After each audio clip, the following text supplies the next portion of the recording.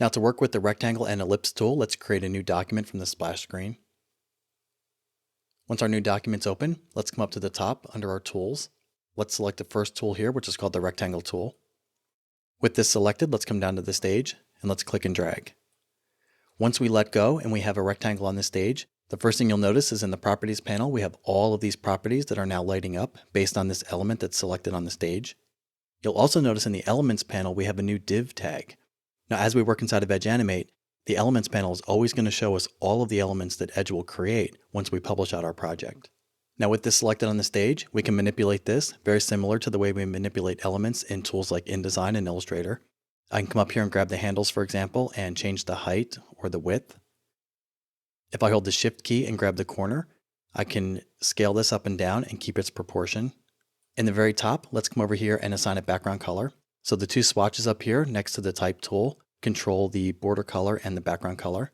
So the solid one controls background color. Let's come in here and just select a red color. Let's hit return. Next, for the border color, we can come in here and select a darker red and hit return. Now you won't see the border color being assigned because we need 3 properties in CSS in order to get a border.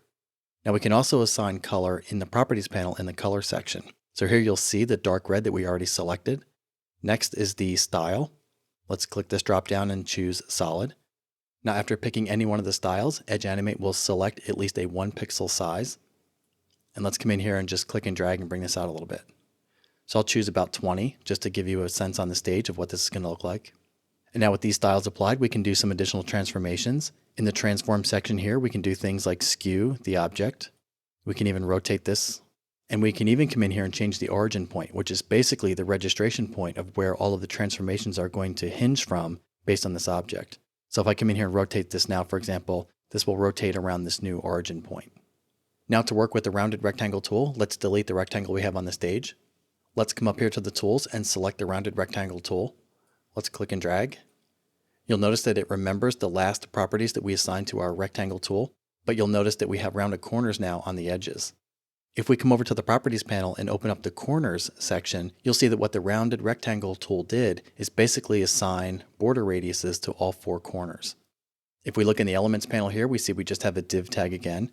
So there's really no difference between the rectangle tool and the rounded rectangle tool, with the exception that the rounded rectangle tool automatically assigns a border radius.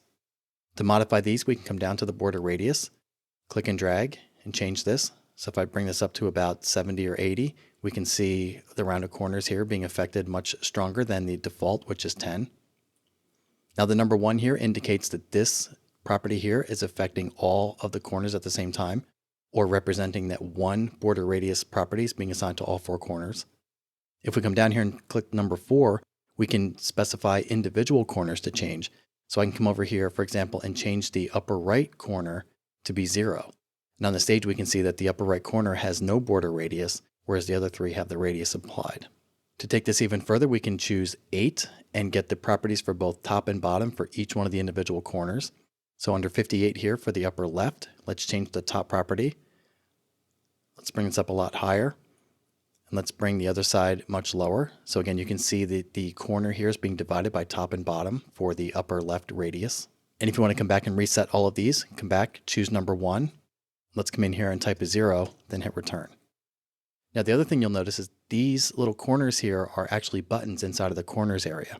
So if I come over here and extend this up to about 20, you'll see the rounded corner again on all 4 sides, but then I can deactivate the upper left-hand corner. I can also deactivate any of the other corners, so I'll do the bottom right as well. So now you'll see that the bottom right and upper left have square corners, where the bottom left and top right have rounded corners. And if we come over here to the 4 section, what's basically happening here, it's taking that 20 pixel value and assigning it to the upper left and bottom right corners. Let's come up to the stage, let's delete this, and let's come over to the ellipse tool. Same thing, select the ellipse tool, let's click and drag. I'm going to hold the Shift key to conform this to a perfect circle.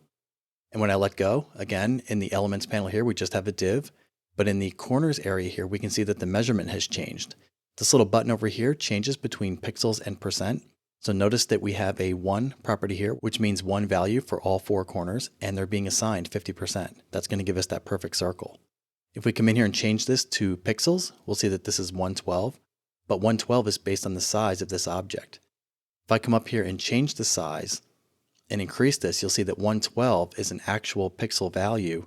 Now if I come up here and scale this, you'll see that this doesn't scale as a perfect circle. 112 is an absolute measurement value as opposed to the actual size of the overall element.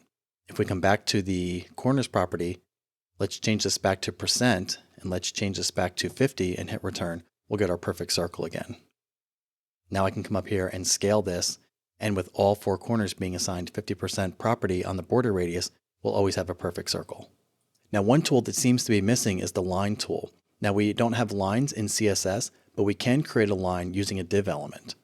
So let's come up to this stage. Let's delete the circle. Let's come over, let's grab our rectangle tool.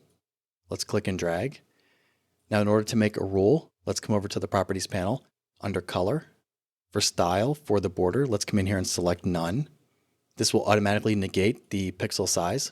We can come in here and set this to 0 also if you want. And then let's come up to the position and size section here. Let's unlink the height and width proportions. Let's come over here to height and let's put in 1 pixel and hit return. Now if we click away to unselect this, you can see that we have a 1 pixel rule on this stage.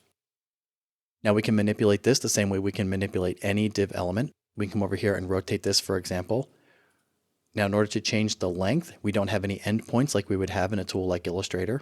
What we can do is come over here and change the width. So if I decrease the width here, for example, you'll see that the rule will now get a lot shorter. So working with rules this way is a little bit different, again, than a tool like Illustrator or any other vector drawing tool, but we can create the illusion of rules by using the div elements and setting a height of 1 pixel.